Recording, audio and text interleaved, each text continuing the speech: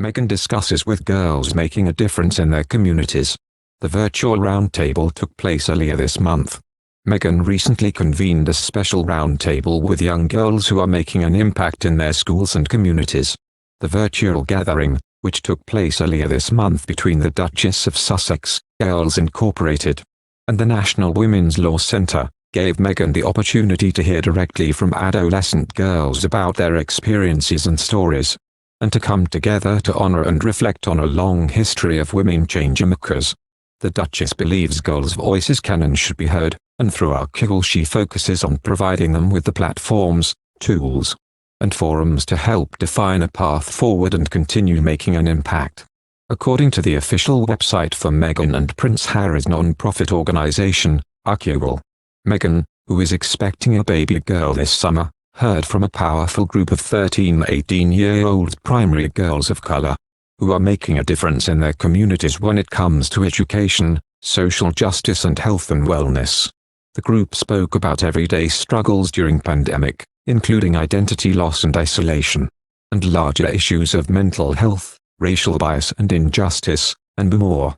When asked what tools girls need to thrive in the year ahead, a common thread emerged: acknowledgement, support, empathy, and resources. The site continues.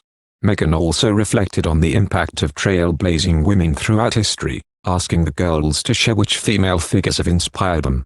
Their answers included American civil rights activist Fannie Lou Hamer, as well as Kayla Bagay, one of the first South Asian women to immigrate to the United States in the early 20th century, who was known to many in her California community as Mother India, according to Markle. Meghan and Harry previously shared the inspiration behind their foundation's name, explaining, "Before Sussex Royal came the idea of Arch, the Greek word meaning source of action. We connected to this concept for the charitable organization we hoped to build one day. And it became the inspiration for our son's name. To do something of meaning, to do something that matters." Markle is a name that combines an ancient word for strength and action, and another that evokes the deep resources we each must draw upon. Given the massive upheavals from both the pandemic and the racial justice movement, Meghan and Harry have refocused their efforts over the past year. "Nobody could have counted on the world turning upside down," a source previously told. As many others have, they have been moved to get their voices behind supporting both the response and Black Lives Matter. We spoke to parent coach and early years expert Sophie Pickles. Prince Harry has returned to California following his grandfather Prince Philip's funeral on Saturday, reuniting with his wife Meghan, who is heavily pregnant with a baby girl, and their son Archie Harrison, 23 months. The couple's relaxed lifestyle in Montecito, Santa Barbara is worlds apart from their old life in the UK. Spoke to parent coach and early years expert Sophie Pickles, who believes key details about the Duke and Duchess of Sussex's parenting style became apparent after their tell-all interview with Oprah Winfrey last month. During the rare insight into their private lives, fans discovered that Archie was learning to take care of pet chickens, and spends hours outside in the sunshine with his parents, regularly going down to the beach, which is so close.